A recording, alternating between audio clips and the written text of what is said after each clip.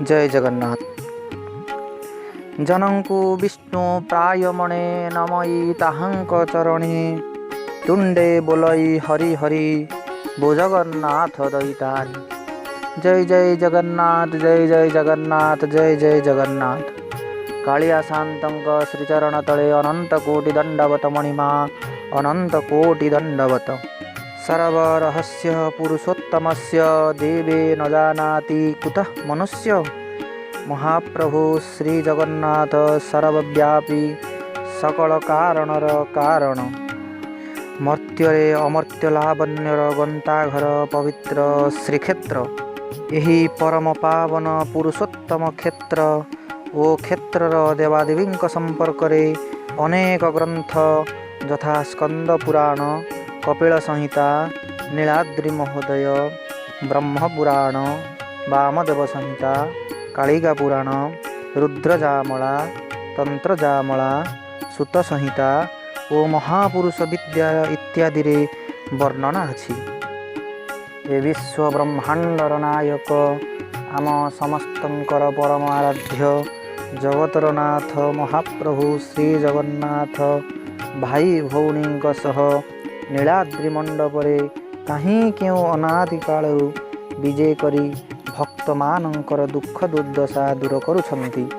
तेणु भक्त भाव विहल होई कहे बंदई श्री जगन्नाथ वैकुंठवासी। बुध रूपे नीलगिरी शिखे अछ बसी।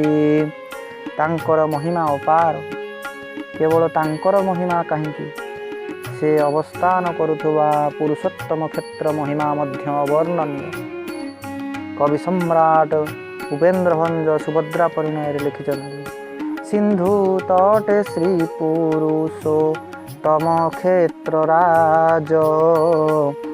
साधु जने अछि तहि बहुत आश्चर्य हे बहुत आश्चर्य। से भूमि प्रवेशे ब्रह्म हत्या पाप हरे। साक्षात होइछि एक पाल मोचन रे हे पाल मोचन रे। आउ मध्य या हेउछि महाप्रभुंकर लीला क्षेत्र। तेणु कहा जाए गोलक नगरी तथा श्री पुरुषोत्तम।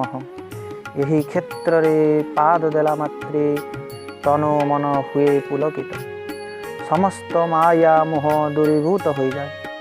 रत्न सिंहासन रे चतुर्धा मूर्तिंक सह सप्तावरण देवतांकु देखी भक्त नेत्र पवित्र करे। बलभद्र सुभद्रा कोटि ओडियार मौड़मणि ओडियार प्राणर ठाकुर श्री जगन्नाथ चक्रराज सुदर्शन व्यतीत श्रीभदेवी भूदेवी ओ माधव एही मंडपरे अवस्थान करी श्रीमंदिरर शोभावर्धन करिबा सहित समस्तंकर मनभीष्ट पूर्ण करिथांती। चतुर्धा मूर्ति वर्षरे 2 थर रत्न सिंहासन ओह्लाई आसी भक्तमानंक गहणरे नाना लीला प्रदर्शन करिथांती। महाप्रभुंकर प्रतिटी लीला ओ प्रतिटी यात्रा ए मानव समाज को एक शिक्षणीय वार्ता प्रदान करिथाए। भक्त कुहे नंदी घोष चढ़ी जनम माटी को बरस कुथरे आसुछ धाई। आहा कि सुंदर संदेश देउछ जनम माटी को न भूल केही। जनम माटी को न भूल केही। सतरे महाप्रभु केड़े आश्चर्य आपणक लीला। धन्य महाप्रभु धन्य आपणक लीला। धन्य भक्त धन्य जगन्नाथ। जय जय जगन्नाथ जय जय जगन्नाथ जय जय जगन्नाथ।